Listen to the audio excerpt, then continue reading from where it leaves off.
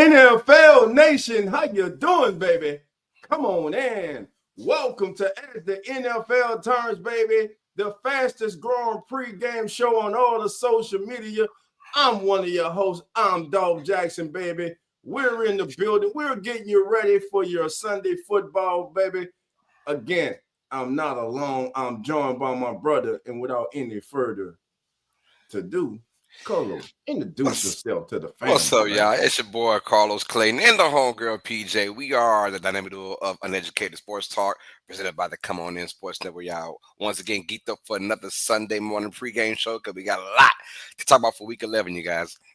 A lot to talk about, man. First of all, how's your weekend, brother? Before we even get started, man, how was your weekend, brother? Hey, weekend is always lovely, man. I finally got a. Okay, I'm lying. I didn't get to relax at all. Hey, when you got hella kids like me, man, and everyone's in something, man, them Saturday mornings be a pain in your ass. Hey, man, tell me they, about it, man. they do, man. I was up 3:30 in the morning, man. I ain't getting no sleep till about 3 o'clock the afternoon. I said, Lord, oh man. But outside of that, man, it's always lovely. It's always lovely. So, they say you make the bed, you got to lay in it. Yeah, Make all them damn kids take care of them. That's what they say, man. And look, there's football going on now, man, as we speak. In Spain, baby, for the first time, you got the Commanders taking on the Dolphins right now. The score with 9:50 to go in the third quarter. Washington up 13-6. Marcus Mariota in this contest, 15-19, 150 yards, completing 78% of his passes today, Carlos, with 1 touchdown, no interceptions. Hey, and that's all they ask from Mariota right now. Yo, we don't need you to go out there and have 250 yards passing and 100 yards rushing. Protect the football. And that when you're the backup quarterback, that's the number one thing. Hey, yes, act like you belong, but also don't act like you're our first choice, because you're not. There's a reason why you're the second choice. Don't turn that ball over. We want to win because of us, not lose because of you. Right. That's the attitude. And if you're a backup quarterback and Mariota gets this over the last couple of years, just don't turn the ball over. Don't try and play hero ball, and then good things will happen. And of course, Miami is Miami. Their defense is not good, and you can take advantage of it. I know it's still early in the third quarter. There's plenty of time to go in this game. And I look for this game to be a very close game towards the end as well. Right. And Marcus, speaking about Marcus Mariota, we spoke about him. But his counterpart, Tua Tagovailoa, is 9 of 10 for 109 yards today, 90% completion rating. On the ground, A-Chain, 8 carries for 53 yards. We know the beast of a game he had last week against the Buffalo Bills. But like you said, Miami's Miami. And in their last 4 games, Miami has scored 32 times, but the other 2 times they have 6. So they're going 6-30, 6-30 last week. So they scored over 30. So guess what they're back to now? What they're sitting on right now? Yeah. Jekyll and Hyde team, confusing and as hell. One of the most disappointing teams this year, the Washington Commanders. But again, last year, no expectations, kind of snuck up on the lead. This year, yes, you had injuries, but at the same time, expectations were different. You went from being the 100 to the 100, and things are different now in Washington. But again, they're early in the third quarter. There's still a lot of time to go in that game, and Commanders are up right now. And I believe Washington has the ball at the Commanders' 20-yard line, if I'm not mistaken. Well, I know this as far as Washington goes, just injury does play a big part into it, but it's not the all be all. And you're right, they were the quote unquote hunted this year because of their appearance in the NFC Championship game. And of course, Jaden Daniel hype for year number 2. I thought when they got Deebo Samuels, I think they were just reaching for names. I didn't like Deebo in this system at all. He's a great catch and run after the catch kind of wide receiver, but getting him, and of course, it hurts when Terry McLaurin is injured as well, and then a lot of their playmakers are injured. Austin Eckler got injured with game 1, I believe, of the season, or game 2. So it's very unfortunate for the Commanders, but hey, when you have Jaden Daniels and you saw who he played with last year, you were expecting growth from year 2, but some teams have it, and some guys get it, and some guys don't get it after year 2. Maybe year 3 might be different for the Commanders, but right now, pretty much playoffs is out the question. unfortunate, but hey, you never know in the NFC. You could get on a 2-game winning streak, and you could get back in the thick of things. But right now, it's looking like they're not going to go anywhere this particular season. And the Commanders. Right. All right, man. Let's get to it, Carlos. First game up. Afternoon games. NFC South, baby. Carolina Panthers taking on the Atlanta Falcons. Now, as a Saints fan, I'm happy as hell that both of these teams are in the current state they're in. Well, first of all, last week, an unexpected victory by the New Orleans Saints over the Carolina Panthers, which, if you were a Panthers fan, you are highly disappointed. I myself sat here last week and I said, with the significant, and make no mistake about it, it was a significant win for the Carolina Panthers the prior week in Lambeau Field against the Green Bay Packers. And they had the New Orleans Saints coming in with a rookie quarterback with his second start and a one-win team, a team that, quite frankly, they were better than, except last Sunday, where they did not show up at all. So Carolina is kind of a team that has all season been playing up to their competition. And then there's the Atlanta Falcons. 3-6, very disappointing record right now if you're a Falcon fan, especially after that massive win you had over Buffalo at home on Monday Night Football. So, Carlos, as we look at this game here, man, what's your thoughts about both of these teams? Look, both these teams, first of all, if you look at Atlanta to just outright win this game, do remind yourself that this same Falcons team got skunked last time they played the Panthers 30-0, which is like, what the heck is going on? But so both these teams coming there very disappointing. If you're a Panthers fan, you just got disappointed. If you're a Falcons fan, you've pretty much been disappointed all season long because of the up and down of this particular team. You know, I look for Atlanta being at home to get redemption from their first loss of the season to the Panthers. I think they'll bounce back. Look, they have got to get things going on that passing game. It has not been there all season long. And I'm looking at you, Michael Penix Jr. I'm looking at you, Drake London. Like this particular game, you've got to go out there and show up and show out because you don't want to keep this game close. I do believe the closer the game is, the better it will be for the Panthers to win this game. But I'm gonna go with Atlanta to win this game. Give me a close game. Give me Atlanta. I'm gonna say Atlanta 23, Carolina 20. 23-20, Carolina. Atlanta. You going with Atlanta or Carolina? What's up? You going with Carolina? No, I'm going to Atlanta. You're going to Falcons. You're going to Falcons. All right. Yeah. So Carlos going to everybody in the chat. Give us your pick right now. Who you got in this contest? Are you going with Atlanta or are you going with Carolina? Now, as for your boy Dolph, it comes down to one simple thing in this game. It comes down to B. John Robinson. And here's why, family. Let me get me off here. Here's why. Now, B. John Robinson and the Falcons' 4-game losing streak has been held below 100 scrimmage yards. So there it is. One of the best and most exciting players in the National Football League, when he has failed to get 100 scrimmage yards in the contest in the last 4 weeks, the last month, the Falcons are winless. Robinson had at least 100 scrimmage yards in each of the first 5 games, and the Falcons were 3-2. So at home today, I believe the Falcons get revenge. I think they bounce back. I think they get Carolina today, and the Falcons improve to 4-6, and Carolina will be 5-6. So I'm taking the Falcons at home. Yes, sir. Yes, sir. Now, here's one of the games of the week. Let's go to this one. This one. Now, why is this not a 3:25 kickoff? I have no the Sunday night game. I have no idea. I don't know why either. But you get that. I mean, we can't. I mean, this schedule was made, months ago. So I mean, I can't really fault them for having the Buccaneers and the Bills at this time. But let's get into it, man. Both these teams are looking toward playoffs, most likely. Buccaneers pretty much should win the NFC South with ease.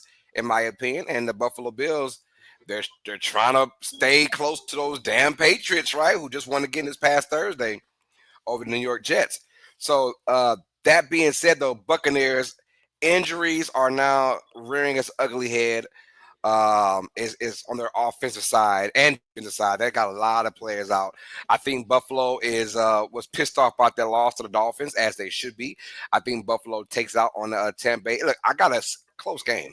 Give me a close game in this matchup. I think the Buccaneers, just because who they are, man, heart. So they might lose 2 in a row, but they're not going to play like they lost 2 in a row, in my opinion.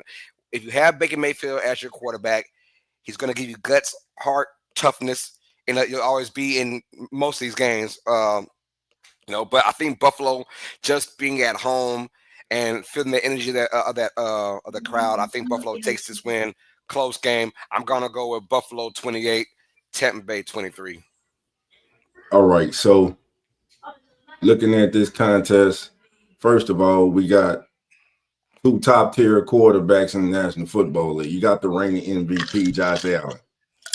And then there's Baker Mayfield, who is a tier 1 quarterback in my book in the National Football League. But you're going to Buffalo. They just had that embarrassing loss to the Miami Dolphins. It won't make a difference today. Tampa Bay is going to go in Buffalo. Tampa Bay is going to win this game. Why? Because I don't trust that Bills defense. And they're going against a better team this week than last week in the Dolphins.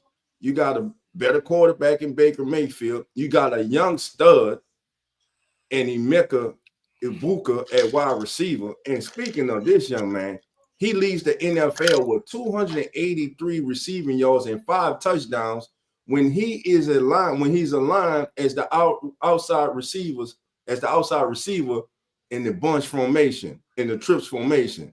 And that's 2 more touchdowns than any other wide receiver in the league. This Buffalo team right now, to me, like this whole season, it seems like we get ready to anoint a team as the team to beat in the NFC, the AFC in the league, and then they have this game that just makes you sit back and say, man, what's really going on? I believe there's a lot of parity in the National Football League, and these are 2 of the better teams in the league. Though Buffalo is back home, I believe they will have a problem stopping the Bucs from running the ball, thus opening up play action. And Baker Mayfield, Carlos, if you watch a Bucs game, there's always a certain juncture of a game when he makes this one scramble or escape from the pocket that makes you say, damn, I didn't know Baker was built like that. And I think he's going to make a big play today outside the pocket that's going to lead to a big play that's going to help Tampa Bay prevail over the Buffalo Bills. So I'm going with Tampa in that one. All right. I can't blame it. Hey, before we keep going, Dolph, let's give a shout out to those in the chat right now. Most definitely. Showing some love. We've got Linda Lawson. Linda Lawson, 9565. How you doing? Come on in. Linda's in the building. Thank you for being here. Who else we got here? Bruce, nobody want to hear from you, bro. What up? I'll tell him. Oh. Oh, my bad. We got Elias Robles showing love. And sorry, for some reason, I don't know if this is just all of YouTube and or whatever it is, but we're not getting everyone's names anymore. We're getting everyone's ats now, which is weird. It's been like that now about 2 weeks now. I don't know what's going on. I am Charlie Kirk showing love, says Go Saints. We got Anne Marie Elizabeth says good morning, Dolph, Carlos, moderators, and everyone. It's the law firm. Good morning, Annie. Says good morning, Dolph, Carlos, moderators, and everyone.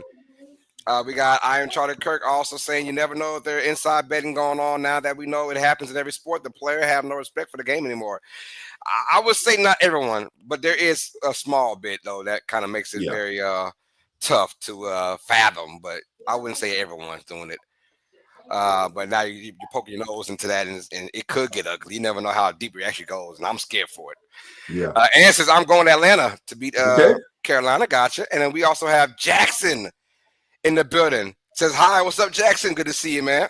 How you doing, Jackson? Come on in. Come on in. Hit that like button. Hit that subscribe button, man, to all these channels. But we appreciate you for showing love and support. We got Flying Guillotine 22. Says, UST salute. You on the upswing, my bro. Much love to you, Flying Guillotine. Hit that like button, man. Hit that subscribe button. Definitely. Thank you for being here. Come on in. That's right. Anne Marie also showing love again. Says Atlanta can play really tough. And we got Real Fan Sports in the building for Nonpfiction and Zach from Real Fan Sports. Shout out to those guys. If you haven't, please check out their channel, Real Fan Sports, and hit that subscribe button to it. Nah, what's going on, fam? Flying says, I think Panthers need to win more. They probably do. I mean, both these teams need to win. They need to win more, but they both need this win for sure. Atlanta lost 4 straight, though. We got Real Fan said that Keon Coleman being a healthy scratch is odd. Anyone know why? I'm telling you right now, there's some there is a little bit of hoot and hollering about Keon Coleman's performance and his feelings, and he's gone on social media and saying some subliminary things, man. You know how that goes. Sydney Cox is what up? What up? How you? What's up, Sydney? Hold on. What's my thing for Sydney? Hello, Sydney. Hello. Screen, baby. Yeah. Move it. Let's go, y'all. We also have Atlanta Falcons. There he is. Cowboy, what up, bro? Cowboy in the building. Member of the Come On In Sports Network. Cowboy, y'all need this game. Y'all need this game today, brother. Hey, I'm telling you, I've been telling y'all problem, and he's the head coach. That's y'all problem, bro. But y'all can keep him though. That's right. There's 22 Ronins in the building. It says go Ravens, and we'll talk about those Ravens later on in the show. Trying to see. All right, y'all. That's everyone in the chat right now. Thank y'all for keeping it up, man. Hey, hit that like button for all these channels, y'all. We're live from Uneducated Sports Talk. We're live from the Keep It Real Who That Sports podcast. We are live from Real Fan Sports. We're live, for those 3 channels for sure. Atlanta Fandemic as well. Please hit those like buttons for those channels and subscribe to those channels, you guys. And also from the Come On In Sports Network, most importantly. All right, let's rock and roll, man. Keep it going on. We got some more games in the docket. Hey, a game between 2 teams trying to fight for an AFC spot in the playoffs, man. If you think about it, Dolph, we're in week 11. We only have about a month and a half left of football in the regular season. That is like bringing tears to my eyes just thinking about that, how fast every year goes by fast, right?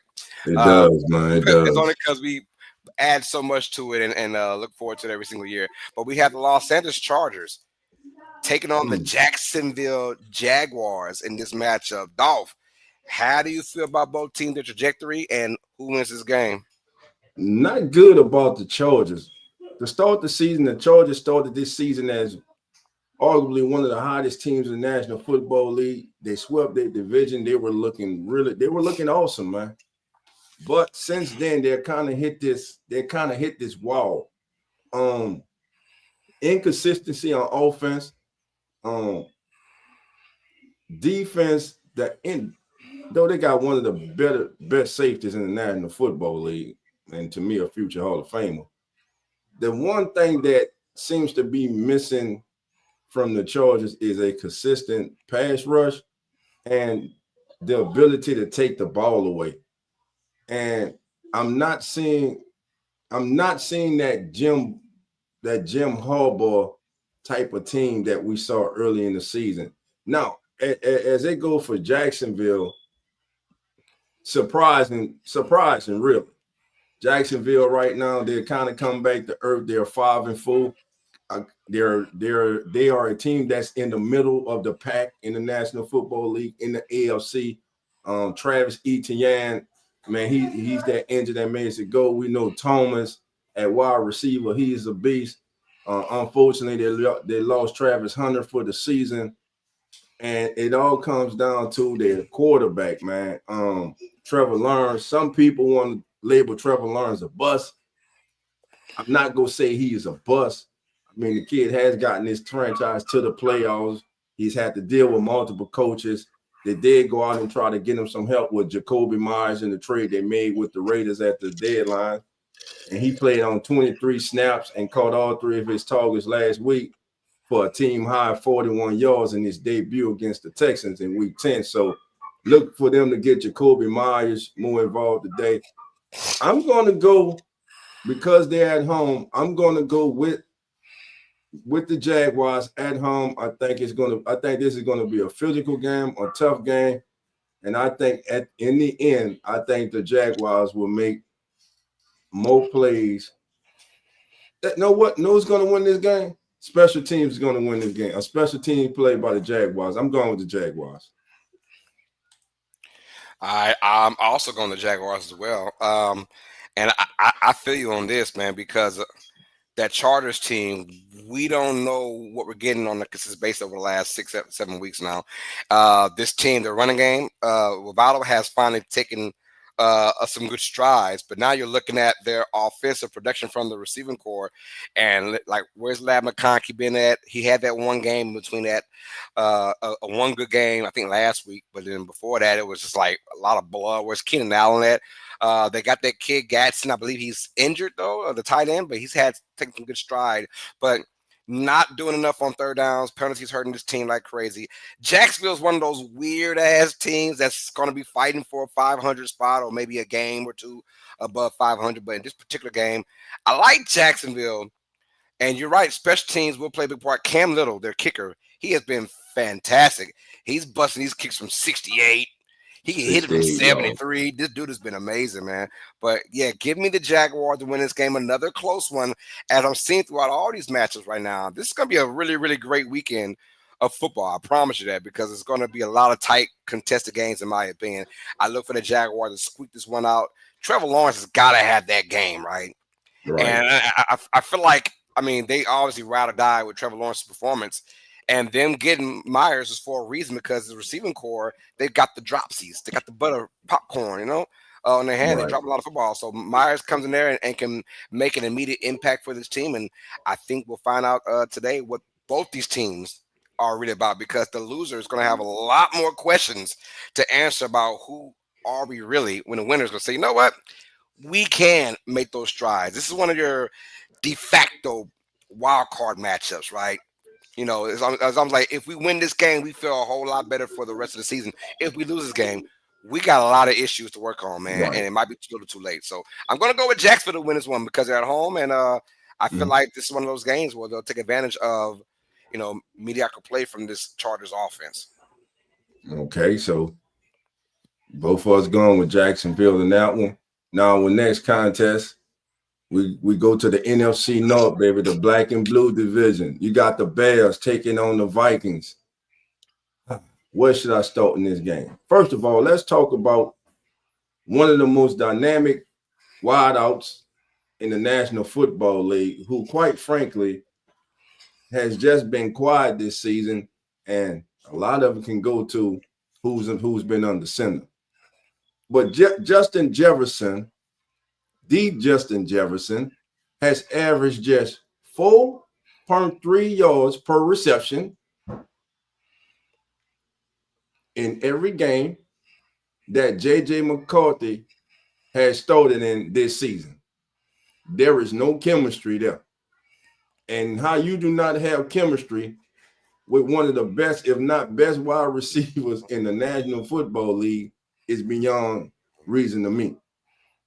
Also, this is a big stretch for J.J. McCarthy and the Minnesota Vikings.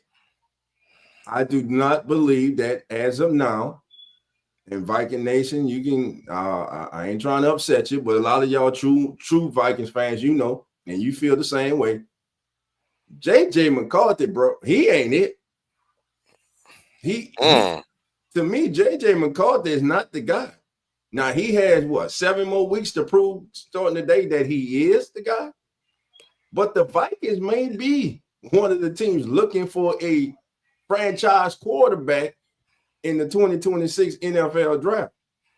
What complete game has J.J. McCarthy really made you sit down and say, hey, he can be the guy? I mean, he's had flashes and moments, but consistency, he hasn't shown that.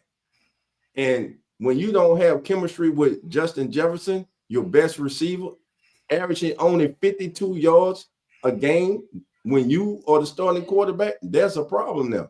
Now, let's go on the other side. Caleb Williams. I was not aware of this, Carlos.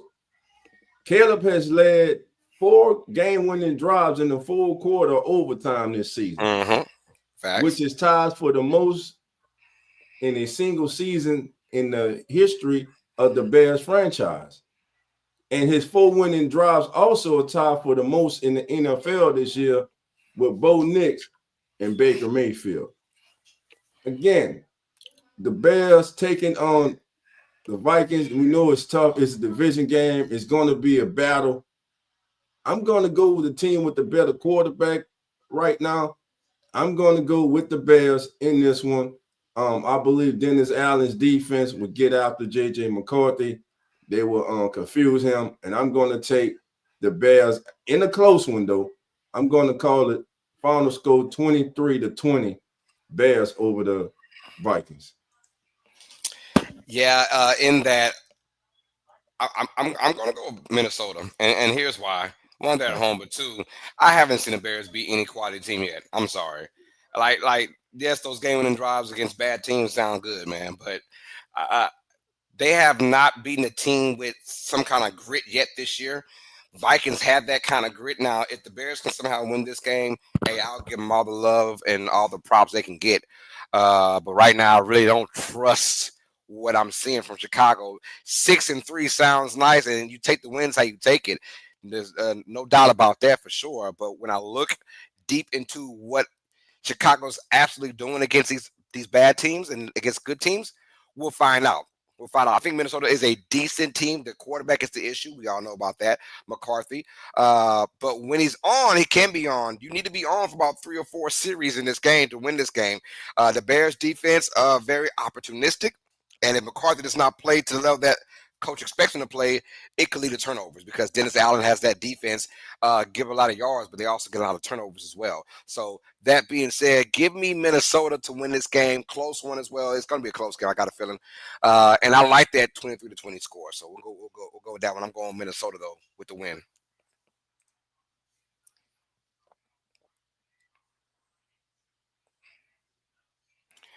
All right, Dolph. Hello. Dolph, your mic.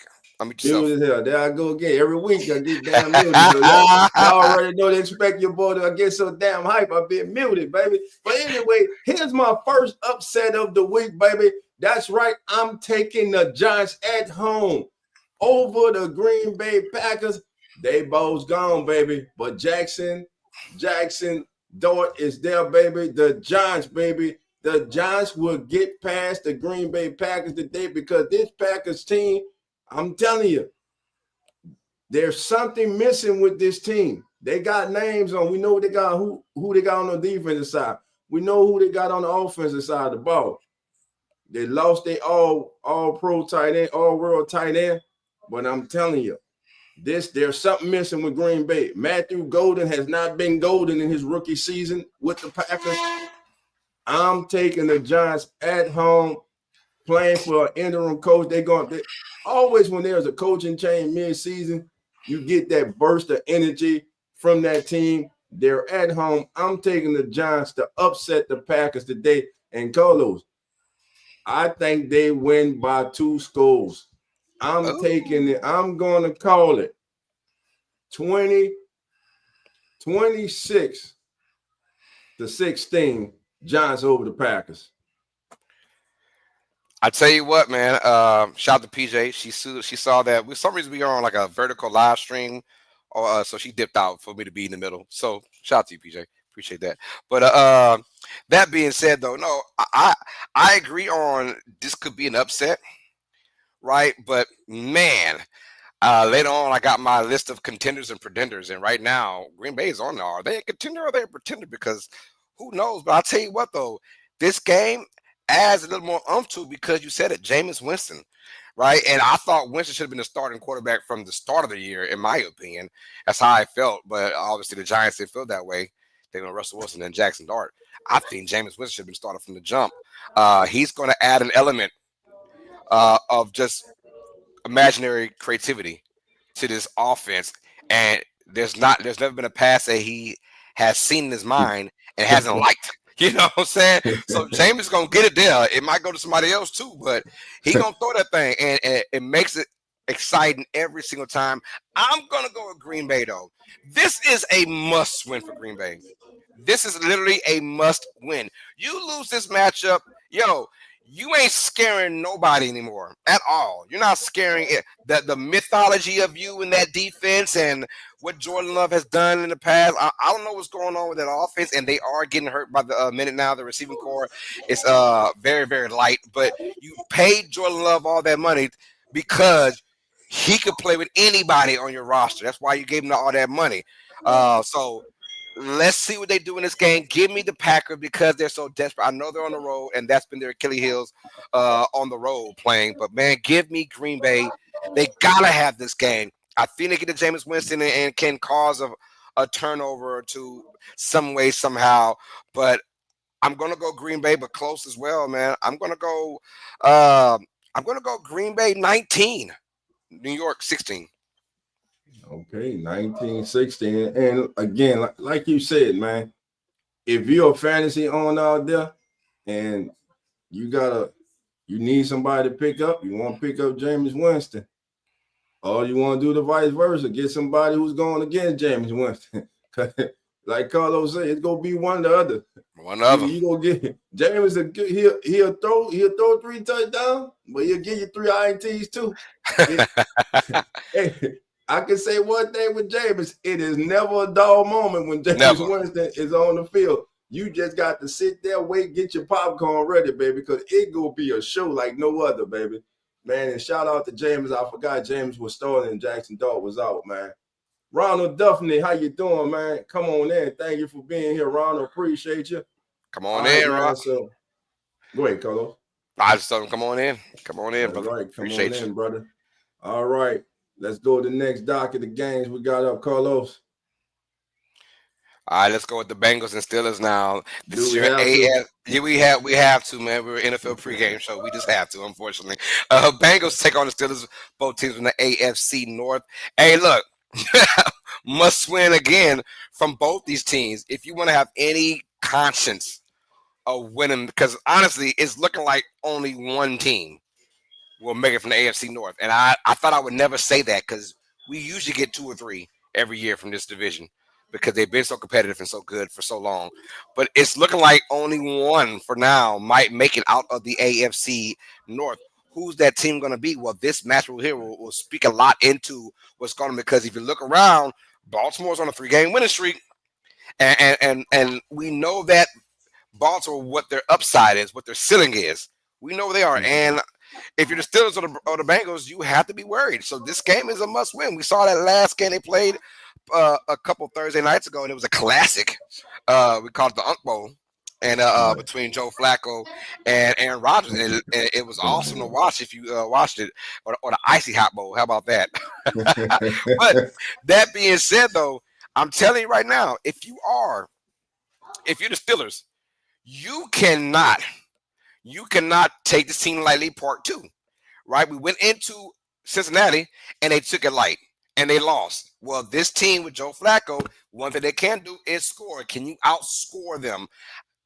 Can Pittsburgh do that? Yes, they can, but they've got to make it marginal. This team has got to start flying like they did against Indianapolis. When they played against the Colts, they were flying everywhere. TJ Watt had a great game. Can you bring that same energy now? And I'm telling you, this weather is going to make a big difference too. Now it's getting colder everywhere up north, so it can make things a little bit more difficult. I'm going to go with Pittsburgh to win this game, because they just who's more desperate right now? Both these teams are desperate as hell. Who's more desperate?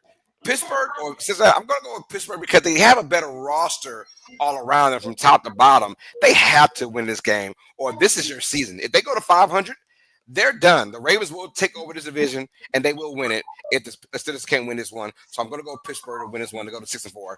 Bengals drop 3-7, and their season is done. This season done already. No Trey Hendrickson today. I don't believe Trey Hendrickson is playing today. Bengals highly inconsistent. It hurts, man, losing Joe Burrow as early as they did. Pittsburgh, I believe, that they are the most desperate team. They're the team that needs this victory the most. Aaron Rodgers hasn't passed for more than 230 yards in the last 3 games. However, the last time he did was against the Bengals in week 7 when he had 34 attempts for 249 yards and 4 passing touchdowns. So I'm going to go like you. I'm going to go with the Steelers in this one. I think the Steelers get it done. They're the better team on paper, and on the field, they already proved it earlier this year. Jamal Chase, by the way, just to let you all know, is chasing history today. Jamal Chase needs 109 yards to pass Jerry Rice for the fourth most in their first 5 seasons. That will put him top 3 along with Justin Jefferson, Torrey Holt, and Randy Moss. So history being chased today by Jamal Chase, but also Carlos and family. There's other history being chased on the other side. We today, family, have an opportunity to see one brother pass the other brother. Right now, TJ Watt is tied with his brother, JJ Watt, with 114 and a half sacks.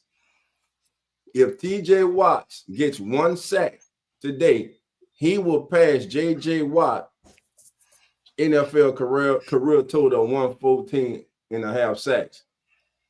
Both of these, and what's ironic, they both had 11 and a half sacks in college at Wisconsin, and now they both are right here at 114 sacks in the NFL. So Jamal Chase and TJ Watt both will be chasing history in this game, but I believe TJ Watt and the Steelers, will get the victory in this game because I believe they're the more talented team in this contest. And it's crazy work when you talk about TJ Watt and JJ Watt. JJ Watt, obviously, man, I mean, 114 sacks from his position. He wasn't a defensive end. He was a D tackle pretty much throughout his entire career. It's like, tells you how dominant JJ really was from the inside position. Man. That's a lot of sacks for an inside man. It's crazy work. But shout out to TJ Watt and shout out to Jamal Chase. We love history being broken. That's why we play the game. And before we move on, Carlos, everybody in the chat, listen, we want each game we go over. Hey, we look into the chat. We want to know your thoughts. Who you got and why? And we go highlight it right here on the screen, baby. This is our show. This is your show. That's right. All right, Carlos, let's roll, baby. Let's go, man. Next game on the docket, man. And yes, we got to talk about this one as well.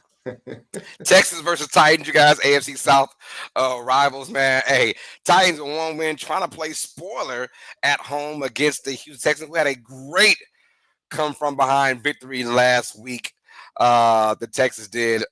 Who they beat the Jaguars, to win that game. So it was like, what is going on? This AFC South, baby.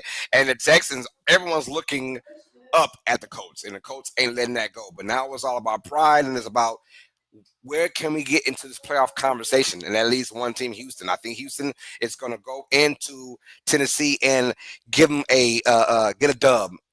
And here's why I think that, because Houston, although they have no Stroud, Davis Mills is going to play, quote unquote, the right way. He's not that guy that's going to be looking for Nico Collins, although Collins had a major game last week for the first time this year. He's not going to be staring Collins down like Stroud has been doing. And it's funny because when Stroud, his last time playing when he was healthy, he balled out, and that was without Nico Collins. So it's almost like, hey, I don't know if Nico's one of those diva receivers. I have no idea what's going on, but they've been targeting him way too much over this the course of the year, and that's why they haven't got anybody else involved. But now, Davis Mills, part 2 again, Stroud has been ruled out of this game. I think Mills is going to do just enough to win this match. I like the running game. I like Woody Marks to be a part of the running and passing, and just to get a couple of easy touchdowns in there. Tennessee, I won't call them a joke, but they are very laughable for sure. And this team, just from firing their head coach now, it just does not look good. And like, I like Cam Ward, and we'll see what happens next year for year 2. But he as well has not shown that much promise as a starting quarterback. But hey, it's almost like you are who you are, and you are what your record says. Bill Parcells says 1-8. This team is very laughable right now, but wouldn't be shocked though, Dolph, if the Titans found a way to get an upset in this game. Wouldn't be shocked because it just feels like one of those weird trap games for the Texans. They're riding high on, I believe, a 2-game winning streak now, and trying to find noise in that playoff spot if they can get there.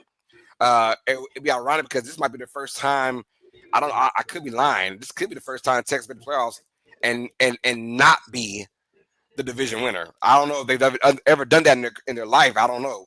But every time I see the Texans in the playoffs, they're the 4th seed. Right. As the division winner or the 3rd seed. But anyways, so interesting. If the Texans can win this and win 3 games in a row, they'll feel a lot better about themselves. But right now, Tennessee, I don't see them win this game, but also wouldn't be shocked if they do. It's just how the way the NFL rolls, man. As the NFL turns. How about that? There you go. There you go. But let me just say this.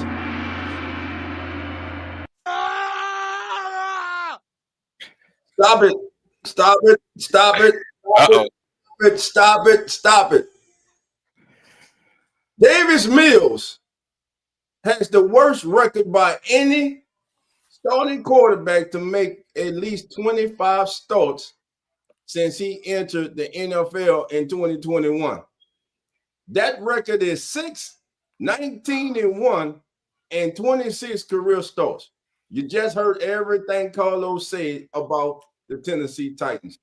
We know that the Texans have the #1 scoring defense and overall defense in the NFL, but they are on the road. And I'm telling you, just wait, like a horror movie you watch over and over and say the same thing. Watch out, but they don't watch out. It's gonna happen again. Davis Mills is gonna throw 2 picks today. The Titans gonna take 1 back for the touchdown. Titans upset the Texans today and get their 2nd win of the season. And everybody in Houston is screaming, please let CJ Stroud come back next week because we have seen enough of Davis Mills, or as Zach likes to call him, the neck. So I'm going. Oh, that's funny. With the Titans, man. I just don't trust Davis Mills. I understand great comeback win last week. That was wonderful. But as a quarterback in the National Football League, by National Football League standards, he is below average in my estimation. Give me the Titans over the Texans today. Cam Ward and Texans get their 2nd win today. And if it was 3 of us, I'll be long wolfing this, but there's not. So we're going to move on to the next game. Move on. All right, let's get to a little tiny bit better matchup. Now we have the San Francisco 49ers taking on the Arizona Cardinals. And I got a feeling I'm going with this as my upset of the week. You had yours with the Titans. I'm having mine now with the Cardinals. I think Arizona is going to come in here, and I think Brock Purdy is now going to be the starter for the 49ers. He is healthy, but I got a feeling that Cardinals defense is going to get him some payout. I feel like the Cardinals defense is going to get a couple of INTs on Purdy. Every time Purdy's played this year, he's been shaky. He's given teams chances at picks where Mac Jones wasn't really doing that for the Niners, but we'll see what Brock Purdy will be getting in this game. I like Arizona and Jacoby Brissett to go out there and just, play free-spirited at home, ball out, and get a dub. I got this in sort of a, I'm going to say it's not a shootout, but give me the Cardinals 27-23. I think Arizona wins at home on an upset. It's just one of those games, and one of those games the 49ers can ill-advise to lose. You want to win this game to keep your neck at a wild card spot because you aren't passing the Rams up and you ain't passing the Seahawks up. Mind you, those 2 teams play today. We'll talk about that later on in the show. But if you're the 49ers, you want to keep pace. But I think Arizona is going to say, not so fast, my friend. We'll get this dub. Brissett and company will get a win. But I like the defense to get timely interceptions or turnovers against this 49ers offense. So we'll see how that goes. Give me Arizona to win. This is my upset of the week. All right, Carlos gone with Arizona upset the 49ers. Brock Purdy back into the lineup. Know who? Mac Jones. Know who? Mac Jones. All right. Carlos, let me ask you this.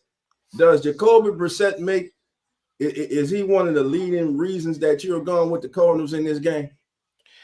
Yes. In these kind of games, Brissett, he will keep it close. But mind you, we have the 49ers defense in shambles now. Fred Warner's gone. Right. This defense is not the same. We saw they gave up 40 plus against Los Angeles, the Rams. I was going to say St. Louis. Sorry, y'all. The Rams have, but they are a good team. Though the Rams are a good offense as well. But they never scored. They never scored 42 this year. You know what I'm saying? So, maybe against New Orleans as well. But that's a different story too. Yeah. But it tells you how fragile the defense is. I think Arizona exploits it. And look, Fred Warner was the heart and soul, and they got their secondary has been banged up all season. And outside of a couple of guys that can rush the passer, they have nobody else on that defense. I think Arizona takes advantage of it. Jacoby Brissett does.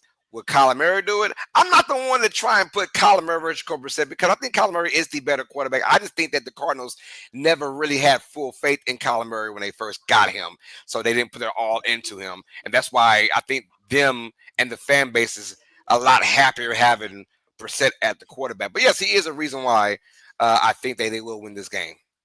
Now, speaking of Jacoby Brissett, he has a 55% success rate this season against the blitz, which is tied for the highest among qualified quarterbacks. And last week, the 49ers blitzed Matthew Stafford 48% of his dropbacks. So if they blitz Jacoby Brissett today, look for him not to panic. Look for him to have success. So I'm expecting them to be more laid back this week, maybe play a little bit more zone, a little couple 6. And as for when Jacoby does drop back, Marvin Harrison Jr., we know he's kind of been starting to come on, but he is blessed with having one of the better tight ends in the game of football today. Trey McBride has had 5+ receptions, family, in 11 straight games. That's tied for the third longest streak of games with 5+ receptions by a tight end in NFL history. And the two tight ends that he trailed, one plays in Kansas City, Travis Kelce, who had 15 in 2018, and one is in the Hall of Fame. Matter of fact, he'll be announcing a couple of games today. Tony Gonzalez, who had 13 in the 2008-2009 season. So I'm with you with this. I think that not sure what we're going to get from Brock Purdy, him being reinserted into the offense today. Will that chemistry be there for the 49ers? Will they be able to click early? But one thing they have and must lean on is Christian McCaffrey, who is averaging 62 yards rushing and 69 yards receiving. And if he continues on this pace, he will become the fourth player in NFL history to average 60 yards rushing and 60 yards receiving throughout the season, joining Marshall Faulk in 2019, and the man that started it all with the receiving backs, the great Roger Craig in 1985. I'm going with the upset too, Carlos. I'm with you on this one. I'm taking the Cardinals in the upset over the 49ers. They say great minds think alike. Right? They also say dumbass mind thinking like too. So we'll find out. Never know. We'll be one of the two. We'll be one of the two. We'll find out. Yeah.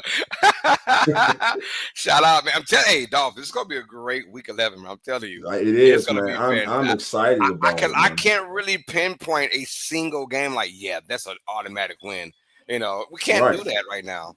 I got Eric Wallace in the building showing love, man. He said, "No, Carlos, what's good with it? Real fan. Appears he missed a team meeting or something." Hey, Zach will be hopefully back next week. If not, man, Zach is our brother. He's busy right now. He's a very busy man.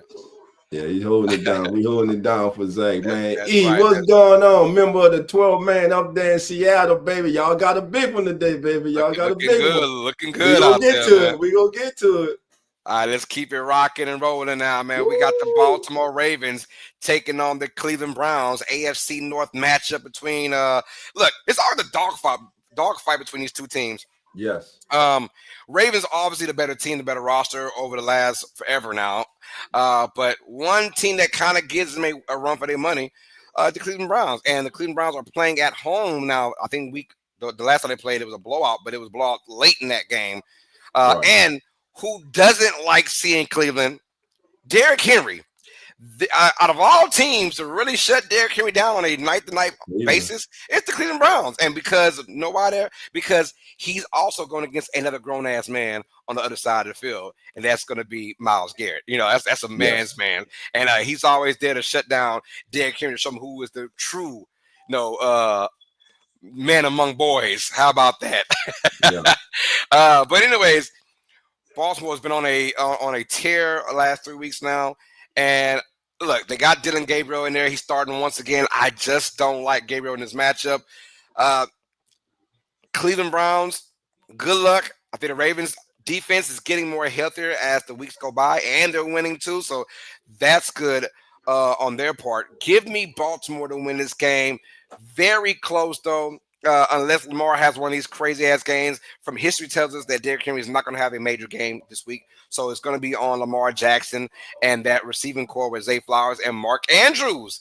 Mark Andrews has been kind of getting there the last couple weeks now. I remember they were just hating on Andrews so bad the first, month of the season, and he got injured as well. And now he's back scoring touchdowns and making big plays. Give me the Ravens and win this one. I'm going to go with a 10-score lead. I'm going to go Baltimore 30. Cleveland 20.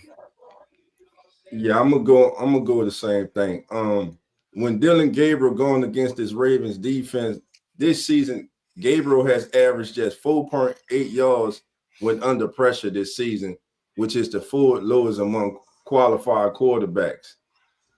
So, I mean, a couple weeks ago he had a game that you said, okay, that's the Dylan Gabriel that I saw in college, the playmaker, underrated athletic ability, really better feet than people think, but it really just hasn't fully clicked for him. And I believe if it is going to click for him, it'll be against this Ravens defense. Though they have been trying to show signs of turning it around. Derrick Henry, less than 45 yards rushing last time out against the Browns.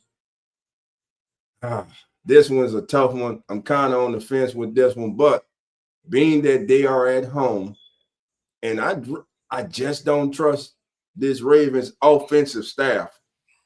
Not really the players, it's the staff, the offensive coordinator and the head coach. Give me the Cleveland Browns over the Ravens. And to me, Carlos and everyone in chat, let me know if you feel this way. I believe that this is a must-win for the Ravens. They cannot afford to lose this game and go to 4-6. To me, they have to win this game and get back to 500 and get things rolling down the stretch. What's your thoughts about that? But I'm going with Cleveland with the upset. No, I mean, must win, yes, of course, but the whole entire AFC North is in a must-win situation in this week. So they can breathe this woosah right now.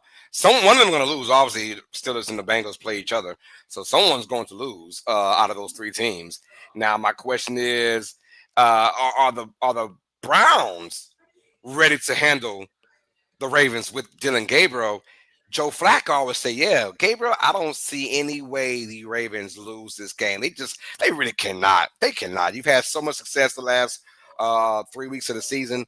Why would we mess it up now by losing to the Browns? I understand it's in Cleveland, and Cleveland can bring their defense over there, but if you're Lamar Jackson and company, you got to scoff at the idea like, oh, hold on, we're still us. We're still us. So I'm gonna go with the Ravens to win this one, and I think they'll win by 10. I think it won't be that close either. Although I say 10, but it won't feel like it's a close game. So give me Baltimore. Gotcha. All right, Carlos. Before we go any further, let's get some inactive players who are ruled out for the 13 games this Sunday. First of all, let's go with there was a big one. With that Bucks game, the Bucks and Bills. For the Bucks, of course, Hassan Reddick is out. Bucky Irvins. There'll be no Chris Godwin Jr. gone for the Bucks. Keon Coleman and Elijah Moore both are out for the Bills, and tight end Dalton Kincaid is out today too for the Bills. Now, as for I'm about to say the San Diego Chargers. San Diego Bro, always say Superchargers. that, man. Always say that. Tight end Will Shout out to Disley, he's said to be out today. For the Bears, nobody significant. For the Vikings today, nobody. Excuse me, outside linebacker Jonathan Greenard, he's a no-go today. For the Packers, look for Brandon McManus, we already know he is out. Nate Hobbs also will be out. The Giants, no Jackson Dart, no Chauncey Golston. They're out today. And Darius Slayton and Kayvon Thibodeau are not going to be active today for the Giants. So there are just some players inactive are ruled out for today's games in the NFL. All right. Let's keep it going, family. Thank you, Dolph. Look what's next. Man. All right. We got a really good matchup right here. Kansas City Chiefs taking on the Denver Broncos. AFC West showdown here. And this is the game I am looking most forward to because of the storylines. We've seen the Broncos are 8-2. Their record says that. Their play kind of says that, but they'll be taking on their foe from the AFC West. Now, the defending AFC champions for the last 4 or 5 years, the defending AFC West champions like the last 7, 8 years, something like that. And now you're looking at, okay, this is our measuring stick right here if you're the Denver Broncos. This is our measuring stick. And honestly, on the other side, the Chiefs got to be saying the same thing. This is our measuring stick. We're 5-4. We mess around and lose this. We're at 5-5. You can't play around after 10 weeks at being that 500 ball. So we got a lot going on. I'm excited for this matchup right now. I'm going to say if the Chiefs have a fourth quarter lead, they're not losing this matchup. They're not losing this. That magic that Denver has in that fourth quarter is some scary stuff. But the one team I don't see beating themselves when being up is the Kansas City Chiefs. I'm going to go with the Chiefs to win this one. I feel like they're going to get things together. Look, sloppy game, slow it down. I like this kind of matchup for the Chiefs to be able to run that football, slow it down. There will be no chunk plays. The Broncos don't give up chunk plays. So you got to go ahead and nickel and dime these guys. And Pat Mahomes over the last 3 or 4 years, he's been very, very good at nickel and diamond guys. So give me the Chiefs. I'm not going to call it an upset because I do think the Chiefs are still my Super Bowl favorite to at least go there. I don't care what no one says right now until you knock their ass out. Give me the Chiefs to win this game. Ugly ass game. I got the Chiefs 17, the Broncos 16. Everything in this game points to the Broncos. Best record in the AFC West. One of the best records in football. You 8-2. You got one of the top defenses. You got the Kansas City Chiefs coming in 5-4. But once again, they're the Kansas City Chiefs. And after a tough start, they're over 500 and now have a marquee game on the road against the current AFC West leaders, the team that is looking to dethrone them as the AFC West division champions, which would be for the first time in several years. But I don't trust the Broncos here in this scenario. Why? I just believe that the Chiefs have gotten healthier with the return of Rice, more healthy on offense, more playmakers on the field. Now you can allow Kelsey to work underneath. You got that downfield presence once again. You got that big body receiver. You got a running game that is sufficient. And I believe the Chiefs defense can do enough. Who really scares you? Listen, I understand Courtland Sutton. He's a good receiver, but who really scares you? Does he really scare you as a guy that can just take over a game? I don't believe so. They got the great Sean Payton on the sideline.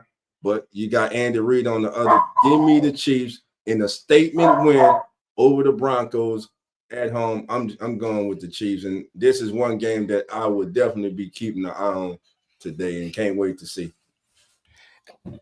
If you look, Dolph, if you look at the numbers from Bo Nix, the first 3 quarters of every game, he is a below average quarterback, like way below. We're talking like bottom 5 kind of quarterback play. It's just that fourth quarter, they take some of that Michael Jordan secret stuff, man, and they just go berserk in the fourth quarter. But I'm liking what I'm seeing from both these teams, honestly. Right. I think both teams will make the playoffs. Obviously, the Broncos are 8-2; they should make it, obviously, but they're doing enough to win these games, and I'm not mad at how they're winning these games because the win is a win. I'm just mad at how they're losing the first 3 quarters of these games. Bo Nix, I don't know, like, can he do that against the Chiefs? I don't think so. That's why I agree with you and going with Kansas City to win this game. And then I believe I heard this morning on a report that Patrick Surtain may not be playing today. So that would be a significant loss for the Broncos if he's unable to go today. But yeah. So Carlos and myself, family, we're going with the Chiefs in this one. Who you got? Let us know in the chat so we can highlight it right now. You got the Chiefs or you got the Broncos? And while you're doing that, we got another one, man. This is going to be a good day of football, man. You got the Detroit Lions and the Philadelphia Eagles. Man, Carlos, man, how you see this one, my brother? Woo, hey, this one, look, last time the Lions were in this kind of predicament, when I mean on the road, prime time, they played Baltimore. And I ain't gonna lie, I thought Baltimore was gonna shellac them, right? And I was like, I had all my fake ass money on the Ravens to win this one. I'd have lost the house, everything. I lost the girlfriend, I lost the kids too, probably, because I was putting everything for Baltimore. And the Lions came out there and shellacked them. I always favor the really good grass team at home against the really good dome turf team. I always kind of do that. But I'm still not going to do that. I'm still going to do that, excuse me. I think the Eagles, as much as they've gotten flack over the last, I don't know, couple weeks now, you got A.J. Brown crying like a little punk, and they're still winning. This team is still finding ways to win. They had the ugly win against the Packers this past Monday night. Still, I think the Eagles, I won't call them a team of destiny because I still have the Rams winning the NFC, going to the Super Bowl currently. But the Eagles, for some reason, they're that type of team. It just doesn't matter who we are looking at. We're going to find a way to win, period. And I like this Eagles defense in this game to uplift their offense, and they will score just enough points to beat the Lions. Once again, I'm going with the really good grass team over the really good turf team on the road. So I'm going to go with the Eagles in an ugly matchup.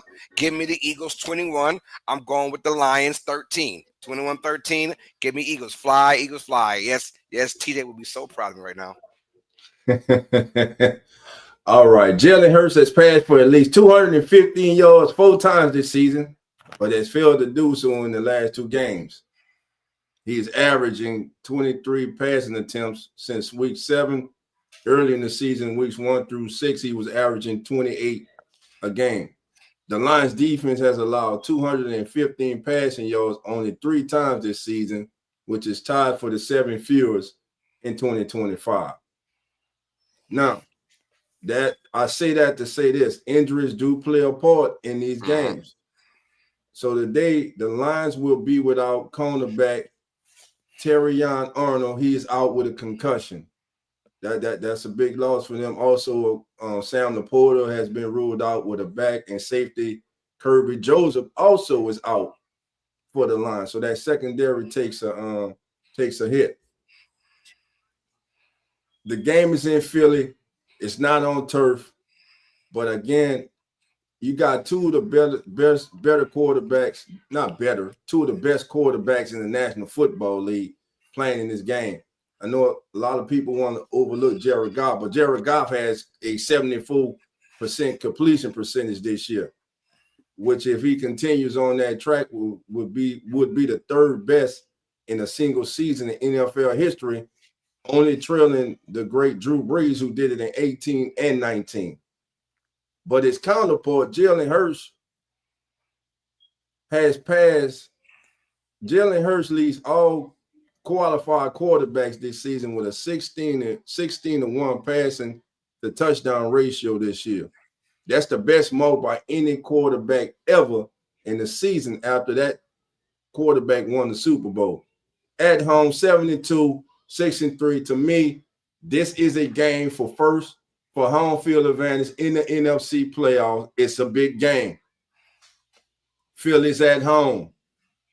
But give me the Lions because they're so explosive on offense.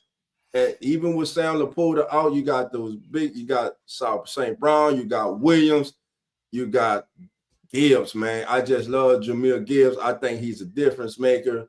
I think he's one of the most disruptive running backs in the National Football League. He's the kind of back that makes defensive coordinators stay up all night trying to figure out how they can slow him down. And then after you worried about him so much, here comes Montgomery.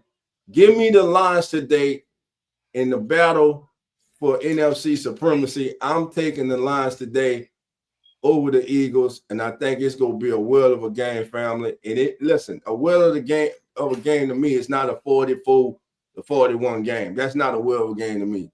A whale of a game today is going to be 24-21. No matter, I'm going to change that. 28-25. Lions get past the Eagles on the road. Hey, I know. Hey, I like that prediction. That's a good game. Yeah, all we want, honestly, is good games out of this. That's all we want. Let's go. Hey, you know your boy dog, baby. Hey, ever since you chose the Panthers over the Packers, man, I can't disagree with nothing you say now, man. I can't. I'm like, yo, I can't disagree with it, man. That was a hot take, and it worked, man. Yeah, man. Now they do say a broke clock strikes, right, twice. Yeah, a day. So, a broken clock twice a day. Yeah. I got one of my. Let's see if I give me another one, baby. I got one. There we go. Yo, hold on. Before we get to our game of the week, you guys, let's go ahead and cash in. Let's cash in, baby. Yeah, can we do that, dog? Yes, sir. Can we cash in with Carl, man? Let's get it, y'all.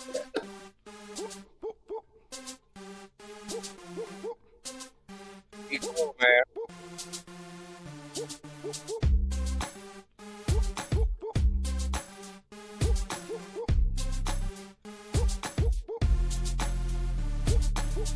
Hey, contenders or pretenders? That's what week 11 is all about, you guys. So I got some bets right here. Let's win some money right quick, man. Can we do that? This is our contenders or pretenders program. And we will start off with the Houston Texans. Yo, contenders or pretenders, man? Well, Woody Marks, running back, over under 61.5 rush over the Titans. You would think, yeah, I'm going no on this one, you guys. Woody Marks and the Titans, and the Texans got to throw the football. I think Davis Mill's going to have a big day as far as his arm goes. Will it win? I'm not quite sure, but Woody Marks go with the under 61.5 rush yards against Tennessee. That front four of the Titans still pretty damn good with big boy Simmons down there. Jordan Love, that's right, the Packers. Pretenders or contenders? I have no idea still, right? And I know they're like 6 and whatever. No, it don't matter. They have to step in this game. We'll find out. Jordan Love, over under 221.5 passing yards for the Giants. I'm going to go over in this one. I think Jordan Love is going to find some guys down there. No Tucker Craft, no other receiver, but I think he's going to find a way to win this game for the Packers, but also put up big numbers on it. I'm going Jordan Love over 221.5 passing yards for the New York Giants. Let's keep it rocking on now. Rome Odunze for the Chicago Bears. That's right, y'all. Hey, contenders or pretenders? I don't know about the Bears yet. They have a tough matchup now against the Vikings on the road. Rome Odunze, under or over 53.5 receiving yards versus the Vikings. I'm going to go with the under. I think Roma Dunze will not have a great game. I think Caleb Williams and company will not have a great game. I'm going with the Vikings defense to be all over the Bears, making it tough for Roma Dunze to get any kind of yards in this game. I'm going with the under for Roma Dunze. Rashee Rice. Did I say Rashee Rice? The Chiefs, contenders or pretenders? We're going to find out in this game what both these teams are about, the Chiefs and the Broncos. Rashee Rice, though, over under 76.5 receiving yards for the Broncos. No pass to retain, right? It don't matter. I'm going under for Rashee Rice. I ain't say touchdowns. I said receiving yards. Under 76.5 yards receiving. Marcus Mariota. Over, under, no, I lied, that's wrong one. Sorry, y'all. No, that's not it. Touchdowns. Chris McCaffrey. Anytime touchdown versus the Cardinals, that's going to be money. If you want to win $40, $100 will get you $40. CMC, anytime Tutty versus the Cardinals out for their 49ers. Are they contenders or pretenders? We will find out, y'all. And this is Cash In with Carlos. Cha-ching, baby. Cha-ching, Carlos. Let it roll, baby. Let it roll, baby. We about to wind it down, baby. He said let it roll. Yeah, it is. We're going to ride out with the beat in the background. Jerry, what's up? Uncle Jerry's in the building, baby. Uncle Jerry, how you doing, baby? Come on in. All right, family, we gonna keep it going, baby. It was just Cash In with Carlos, baby. Hey, Carlos, like Carlos said, bet $100 to win 40. Hey, up that bread, baby. Up that bread, baby.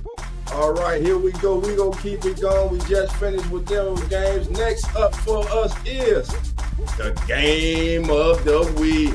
Oh, man. NFC West, baby. Matthew Stafford, Puka Nakua, as Carlos said, Puka. Puka Nakua, baby. Devontae Adams, and y'all already know, I ain't a Rams fan, but I'm a Sean McVay fan, baby. I simply think he's one of the best in the business.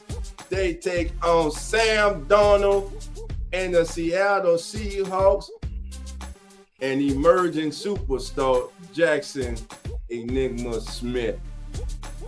And that running game for the Seattle Seahawks, but most importantly, that defense. Who you got in this one, Dolph? Man, it's a tough one, man. It's a tough one, baby, but it's a divisional game. It's in LA. You got to have weapons to battle these rounds, man. You got to be physical at the point of attack. And guess what? The Seahawks are all that. And they also have their big playmakers on offense.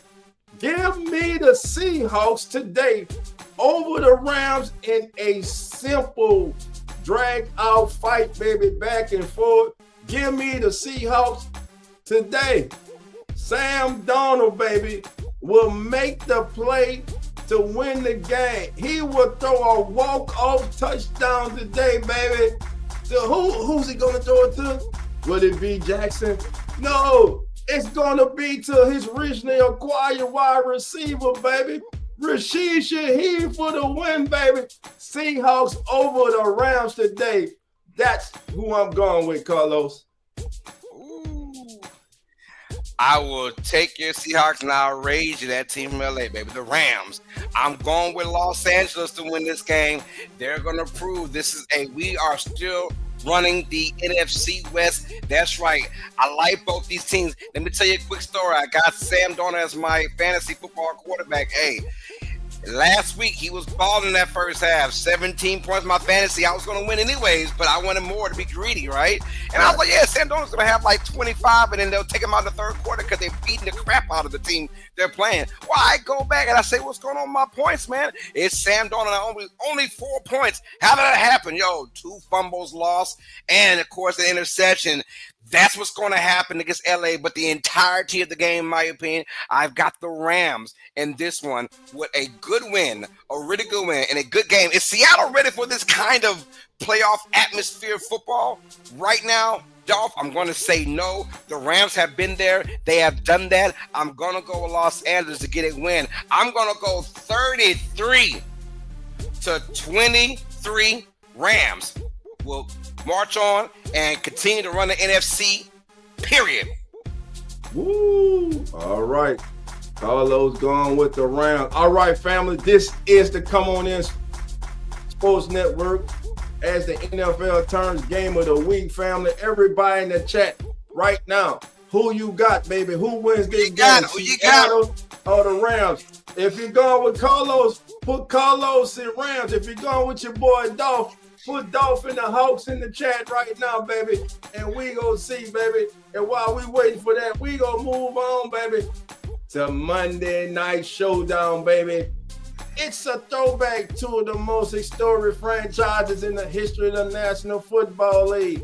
America's team, the Dallas Cowboys, taking on the Las Vegas Raiders, baby. Just win, baby. R.I.P. to the great Al Davis, baby. But family, we got a special guest coming in. He just called me, say, Dolph, I need to come on when you get to this game. Well, without further ado, family, here's the great Jerry Jones. Jerry, what's going on today? Jerry, how you doing? I'm doing good this morning. Dolph, I see you and Carlos, and hello to PJ. See that troublemaker coach is not in here today. Because me and Steven, we were looking for his ass. Because he had a few charged things to say that we really didn't take kindly to. Dolph. But I'm not gonna hold you up there, Dolph. I know you're talking about us playing Monday night, and we want to invite everybody down. Come on down to Jerry's World. I mean, Cowboy Stadium is a wonderful facility. If I do say so myself. If you're a Raiders fan, please come on down. We welcome you, though you will leave with an L. That's right, because we will be whooping that ass. So Jerry, let me ask you this, Jerry. There's a lot of noise going on about Jerry. What's going on with the defense, Jerry? Well, hell, Dolph. I can't answer that and be the owner, can I?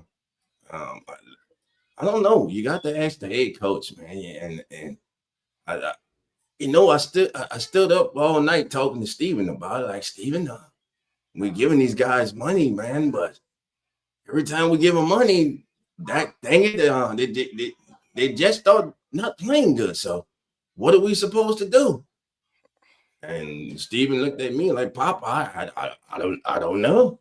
I don't know what to do right now. So that's where we at, though. But we are playing the Raiders, and Geno Smith is their quarterback. And I'm sure tomorrow night Geno will give us 3 or 4, man. So, Dolph, if I was you, I'll pick us. Well, Jerry, I can't go against you in this one, man. Man, I want to say, first of all, shout out and R.I.P. to my big cousin, Roy Douglas, man, who was a diehard Raiders fan, man. R.I.P. big cuz. But little cuz got to pick against you in this one, baby. I'm taking them Dallas Cowboys over the Raiders, man, mainly because Geno Smith, man, has been a big disappointment this year for the Raiders. He was brought in there to add stability to that quarterback position for the Raiders, and he has done the total opposite. Give me the Cowboys at home, and at home they normally score 40. So I'm going with the Cowboys. I think the Cowboys win this one, man. 30, I'm going to say 32. I'm just giving random numbers out. 32 to 16, man. You got a lot of faith in that newly acquired defense I see for the Dallas Cowboys. If anyone's thinking that, if Geno Smith, hey, they've allowed 31 to the Bears. I mean, just they allowed a lot of points to a lot of teams this year. Cardinals put up 20-something. You know what I'm saying? I'm just almost 30 on them. I'm just saying. But what I know about Quinn Williams is, like Charles Barkley always says, just because you dress a pig and put lipstick on it, it's still a pig. If your defense is bad, just because you got Quinn Williams and like Overshown coming back off an injury, you're still a bad defense. I mean, one man cannot change his entire defense. But you're right, though. It is the Raiders. I'm also going with the Cowboys to win this game. I think their offense, I'm more inclined to see what their offense is going to do this week, right? Haven't really put up stellar, crazy numbers the last couple of weeks. I want to see if they can get back on the groove of things. Can George Pickens, and I understand they say, well, Lamb and Pickens, the best 1-2 combination receiving-wise. I still say T. Higgins and Jamar Chase, all that. But if you're looking at your 1-2 spot, can George Pickens, actually dominate the game now since Lamb has come back to the lineup in the last 2 or 3 games? Pickens has not really had crazy games. He's had like 70 or 80 yards receiving in 2 of those, but no touchdowns, nothing to impact the game. Cowboys should win this game, but they're on the road. That scares me, dog. That scares me. Every time this team plays on the road, man, they're either losing or it's a very, very, very, very, very close game. But I'm going with Dallas just because the roster, top to bottom, they're just better, right? Defense got slightly better after the bye week as well. They should put a little bit more pressure. And, of course, Geno Smith. You think Geno Smith's going to have a breakout game today? He might. It is the Cowboys defense. But nonetheless, though, give me Dallas and win this one. My score is I'm going to have Dallas in the 30s. So I'll say Dallas 31. Give me the Raiders 15. 31-15. Yeah. Same ball, folks. Same ball. Yeah. And we are going into overtime, you guys, for their first game ever in Spain. So they get an extra some extra 10 minutes of free football now. So shout out to the Dolphins and the Commanders going to OT. Correct, man. And let's take a look at the playoffs standings right now in the NFL, Carlos. Yes, sir. Take that down, get that up. There we go. All right, so this is the current standing because it's that time of the season now where every game really counts. So right now we see at the beginning of the season, I did not expect after going into week 11 for the New England Patriots to be leading the AFC as the number 1 seed in week 11. The Patriots are 9-2. 9-2, the New England Patriots. Coaching matters. Getting a franchise quarterback matters. Yes. Getting the necessary, bringing in the correct talent of veterans matters. Drafting good rookies, having a good rookie class come in and having that class produce matters. And the Patriots, man, they're sitting number 1 in the AFC, followed by the surprising Colts. Then there's the Broncos 3rd at 8-2. Then there's the Steelers, based off division, leading their division at 5-4. Chargers sitting at 5th at 7-3 in the AFC. Then there's Buffalo, and right now you got the Jaguars on the outside looking in. The Chiefs and the Ravens are on the outside looking in. And so let's start on the AFC side, Carlos. Right now, if the playoffs started today, this would be the 7 teams that made the playoffs in the AFC. Man, who on this list is truly a surprise to you? I got to are we talking AFC side or NFC side? Yeah, we talking AFC side this time. AFC, yeah, the Patriots are the biggest surprise. Honestly, your top 3. You know, if you want to go Patriots, Colts, and the Broncos, we're back in 2012. It feels like, so it's almost like, you got Tom Brady, Peyton Manning, and the Broncos always, that nice little squads they used to have back in those days. And obviously Steelers at 4, but that doesn't really surprise me right now. Well, I guess you could say that with the Ravens sliding, because right now there is no Baltimore Ravens on the AFC side of things. So, but the Patriots, wonderful job by Mike Vrabel. We know. And this team, they're not just beating just like, bad teams. Oh, they're beating good teams too. They beat down the Buffalo Bills their first meeting. I mean, so this team is really playing well, and they're scared because there isn't anyone that's a household name on their team besides Stephon Diggs. And he's having an okay season for himself, but they're playing the right way. And Drake May is that guy. He's on year 2, I believe now.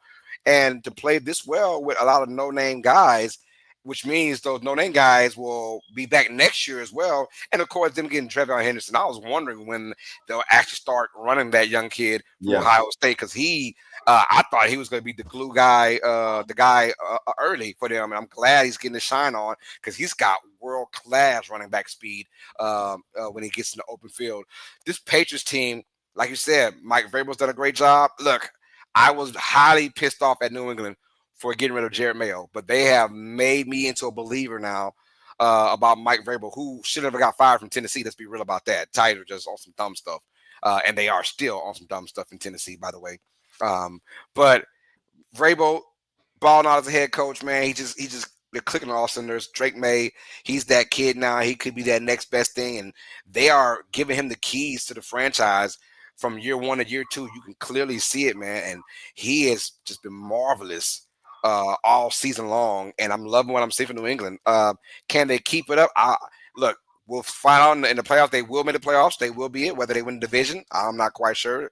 Still have about 6 games to go in the season, but they are on track to do some really good things, not just for this year, but in their future as well. So very excited to see New England on the AFC side. So Broncos 8-2. We all kind of thought the Broncos might have a good year this year. I didn't see 8-2 though coming. I didn't see that. I'm gonna keep it real. I saw playoffs. I saw a wild card. I didn't see win the division by almost 2.5 games after week 10. So those two teams really stand out. And the Colts. I mean, look, we didn't know about obviously the quarterback situation with Richardson or Daniel Jones, but obviously Daniel Jones, him and his agent are very smart people because they say, you know what, we're gonna go ahead and we're gonna have Daniel Jones start because Richardson is iffy. And sure enough, it tells you when they go for these young guys over these veteran guys. I'm glad someone said it took an injury to get there, but can you imagine if AR never got hurt or didn't play as bad? He'll be starting right now, and you'll never know again. But they took the chance on Daniel Jones, and he and Taylor are balling out, and this coach team is for real. Gotcha. Again, all three teams, man. I mean, the Colts, the Broncos, and certainly the Patriots, man. All three of them are most definitely, man, a surprise to me. The biggest surprise has to be the Patriots because I thought, listen, Mike Vrabel is a very good head coach. I believe that he had a major rebuilding job on his hand when he took over the New England Patriots.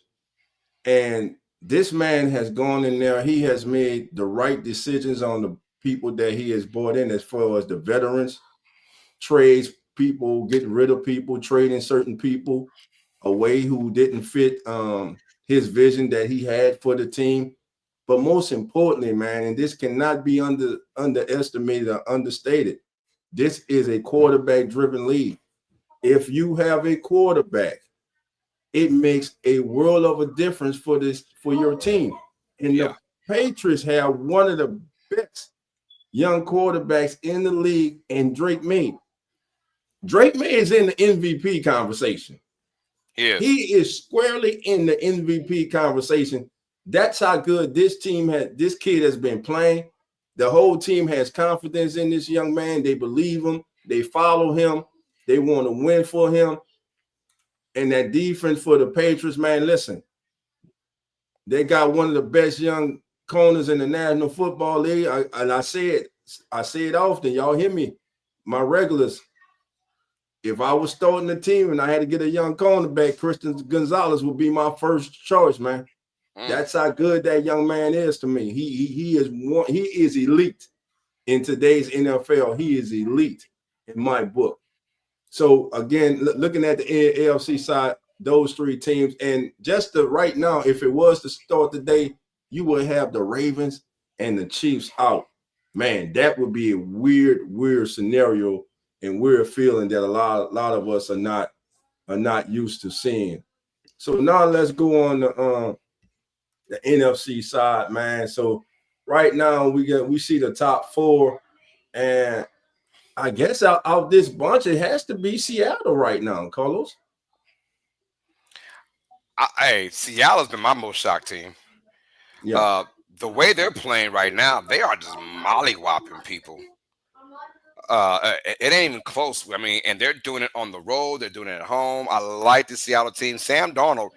I mean, we all thought that, man, Kevin O'Connell was the quarterback whisperer, and he is, man. But he's putting some kind of confidence in Darnold to go to a new team the next year in Seattle and straight up, I mean, just take the reins, take the keys, and freaking ball out for that Seahawks team, man. And JSN, look, what a start to this year he's having right now. I thought he got the benefit of being the third guy behind Metcalf and Lockett last year. Now he's the guy. And I thought, he won't be as successful with him and Cooper Kupp are kind of the same thing. No, I was wrong. JSN he's bigger than I thought. What I thought he was. He is faster than what I thought he was, and he has great hands. And he is not scared to go in the middle, and he's not scared to take it deep as well. And that's been the difference maker for this team. They have their number one already, right? And when you have your quarterback and your number one receiver, right, your go-to receiver, that makes a big difference. Everyone else can kind of play their role and fall into place. So Seattle's doing it, man. I love what I'm seeing right now. That's my biggest shot because I see the Eagles in there. We know about the Lions. We know the Buccaneers going to win the NFC South. We know that already, man. We know about the Rams going to ball. The Bears and my thing is the Packers. Disappointment That's the disappointment right there. The Packers are the most disappointing team that's in that slot right now because they should have been, we thought, number one or number two somewhere, and just are a different team on the road. And they can't play on the road, and we're going to find out in this game against the Giants. Because if you lose this game, well, you got guys like, keep scrolling down, Dolph. We got San Francisco, and I'm not even going to count Carolina, but like a team like Minnesota. Right. If you're the Packers, you keep messing up, and you got to face those guys again. You keep messing up and let Minnesota get into this thing, right? You cannot lose this game against New York. I just can't fathom them losing this game, but we saw it against the Panthers. Same scenario, and obviously the teams like the Cowboys got a big long road because they got the tie as well, so they're just right. And the Cowboys have to play the Vikings. They already lost to the Panthers. Are they going to go over the 49ers? I have no idea. I don't think so. So their hope is that everyone else just bottoms out. So, but Packers are my most disappointing team right now because we just thought the world of them, and I know. Injuries, we say it all the time, but guess what? Injuries happen to everybody. Everybody's got injuries, man. Yeah, everybody, man. And like you, man, the biggest surprise, man, has to be it's Seattle. And I'm gonna call the Bears a surprise too. I didn't see the Bears being 6-3. No, man. Bears they're beating easy teams. They had the third or fourth place schedule. So from last year, they gotta beat those teams in front of them. They have to. They have to. When you start playing against decent teams like this week right here, if the Bears can beat the Vikings, I'm all for it. If the Bears can find a way to beat Minnesota, I'm all for it. Then I can kind of see, this team, they showed me something today. They showed me something. But in reality of things, I'm not liking what I'm seeing from Chicago. And I agree with Bears fans. We love winning against these inferior teams, but we're still not beating these teams because of our number one quarterback. We're winning these teams because they're just inferior teams, and we've been getting bounces going our way all season long. So they're waiting for that breakout game for Caleb Williams against a really good team, not against the Dallas Cowboys, not against these Poochies defensive teams they're playing. They want to. So this game, I think, was going to mean a lot to both Chicago and Minnesota. I said a de facto playoff game. I feel like this is a de facto playoff game for both these teams. Gotcha. And I mean, if you look at the matchups today, all four of the top seeds in the NFC are in the battle today. If not against each other, against a significant other. Lions and Philly go, Seattle and the Rams go, the Bucks, of course, they taking on Buffalo. So major games going down today in the NFL. Now, we've got it. Our brother, he wasn't able to make it here, but he sent in, baby, his 4-and-out with our brother Lawrence, man. Carlos, let's get Lawrence a little background music, baby. As we get 4th-and-out going with Lawrence, soon we get this background music going. We're going to give Lawrence a little flair, baby. We'll get a little flair to Lawrence. Let me see what I want to do, man. I guess what you want to do? What you want to do for Lawrence, baby? I was looking. I was trying to see what's up there, man, but I don't even know. I don't want to press it because I don't know what you got up here besides mine. Just press it. It don't matter. Let's give him some. I'm going to go ahead. Go. With Lawrence, here we go. Hello, everyone, and welcome to 4-and-Out, this week's version. We got a lot of topics to cover. First things first is, how about them New England Patriots? They won on Thursday night again, beat the Jets. Drake May continues to have his push towards the MVP in year 2. For anybody who watches us back in our August preview shows, the Patriots were a team that I continued to bring up as an underdog, and not as good as they are right now, but I thought for sure a playoff team that mostly has to do with Mike Vrabel. What he did in Tennessee, the culture he builds. Everyone said, how did the Bills let the Chiefs get Xavier Worthy? And how did everyone let the Patriots get Mike Vrabel? He's going to have them right back to where they were. They're going to be a perennial contender. And as much as it pains me to say as a Bills fan, New England seems to be all the way back. Switching to the other conference, the NFC, who is the best team this year? There's lots of teams that say, hey, it's me. The Rams and Seahawks have a big matchup today to kind of determine not just the best team in their division, but possibly the NFC as a whole. The Eagles are still there, winning ugly, doesn't matter, still winning. Packers, depending on the week, they can be the best in the league, but then they also lose to the Browns like they did, putting up 10 points. The offense kind of is all over the place.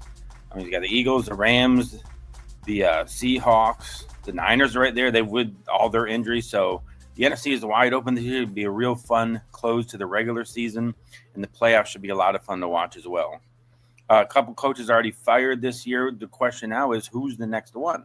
The easy answer seems to be Mike McDaniel in Miami, but I think after they got rid of Greer, their GM, and they kept him, and then they came out and just whooped on the Bills, I'm not so sure that a change will happen if that type of play continues in South Beach. The team is still playing hard, even with all the injuries and the trades they've done and who they've gotten rid of. And the Bills have been their nemesis since Tua has been there. That was only just their third win against Buffalo, but it was a beatdown. And if they continue to play that, I think I could see a future where McDaniel is still the coach in South Beach. And then finally, is Daniel Jones starting to fall back? The last few games he's had the turnovers. Jonathan Taylor has carried them. But it really bears watching to see if this week, if again Daniel Jones ends up turning the ball over like he has the last few weeks. That's the biggest thing, was he wasn't turning it over. He was playing within himself. But if these turnovers continue to bunch up, that's a big problem for the Colts trying to fight with New England and Denver for the number one seed in the AFC. That comes with that bye and home field advantage for the Colts. That's big. They want to be in that dome for Daniel Jones so he doesn't have to face any elements, which should help limit the turnover. Sports, have a great Sunday. All right, family. Yeah. All right. What that? What we on? What we doing? Turn it off. Damn, Carlo, what you did? I didn't do nothing. I didn't do nothing. Oh, hold on. Okay, I got you. There we go. We back. Boom. There we go. Take it off. There we go. We don't need it. Let's take it off, damn it. Take it off. All right, that was Forward and Out with Lawrence, Mr. Lawrence Foster, man. Host of Come On In Bills, SNS Bills Talk. Thank you, Lawrence, for that, my brother.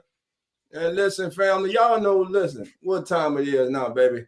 It's time for one of the most energetic and best segues on all sports media, baby.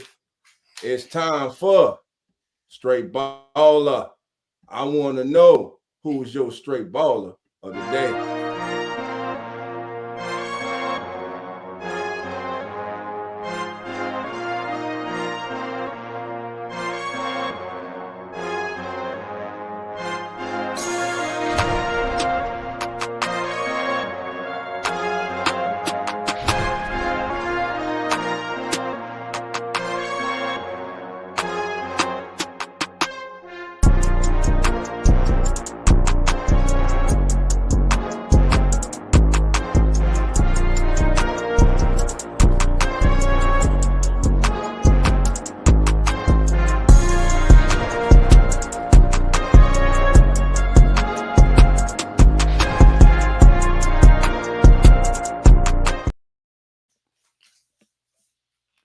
Give me the music, baby. Give me the music, because it's that time, baby.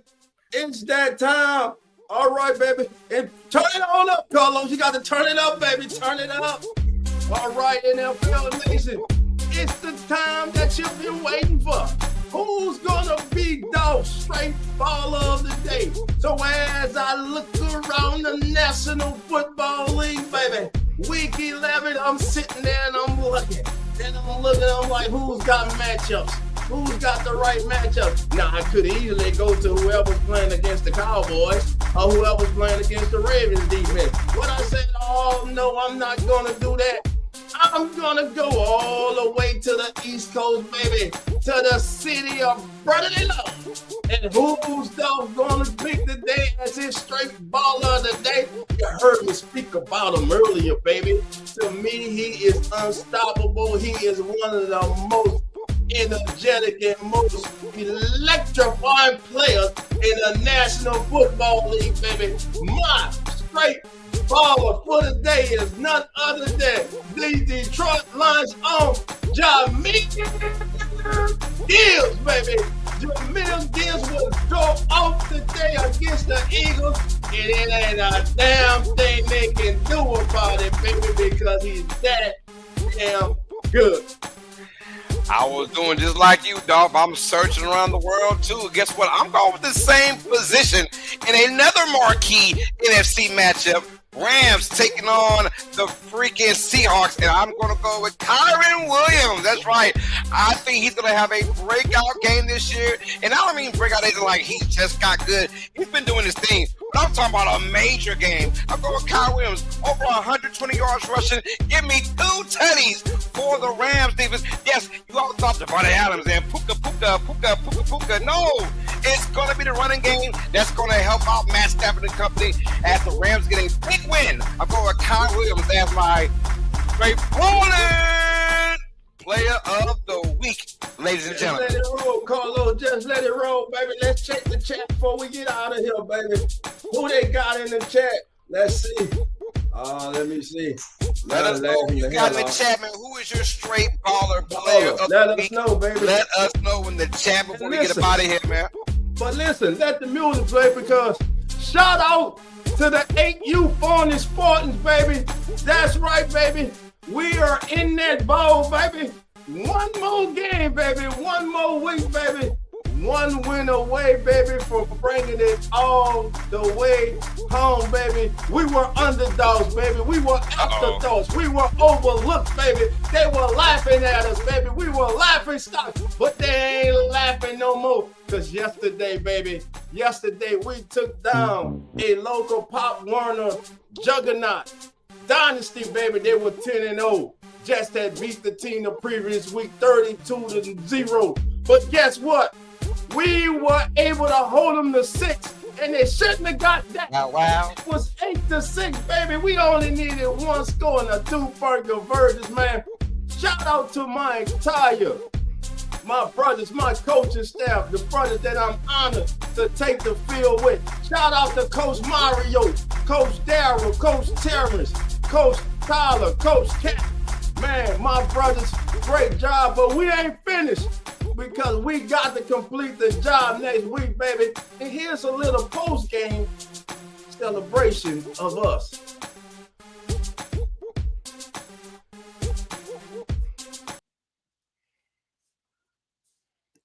Without getting emotional, bro, look at here. I'm so proud of y'all, bro. Bro, I'm so proud. Coach already said it, bro. Nobody expected us to be where we at today. Nobody expected us to be where we at today, bro. Yesterday on the radio, bro, they say AU, RYA against Forney. What they say? Oh, know what they say? Oh, man, RYA. Easy. No, a no-brainer. A no-brainer. They said it was a no-brainer. It's a no-brainer. But who's going home? Who's going home? We ain't going home. Because guess what? 1, 2, win. Come on. 3, 4. Win is right. 5, 6. Win again. 7, 8. Win for them. 9, 10. Win again. Win again. Win again. Win again.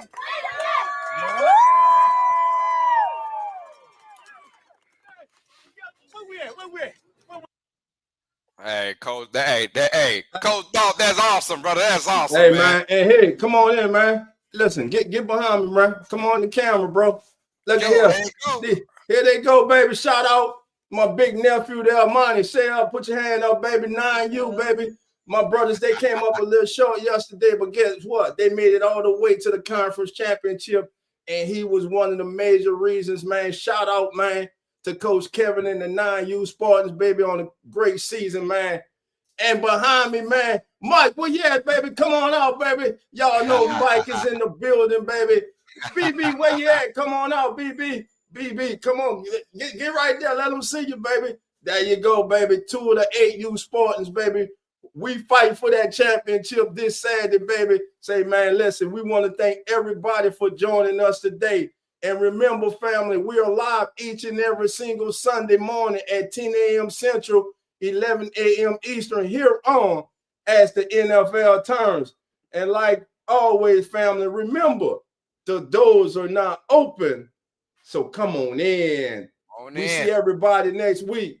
And we out.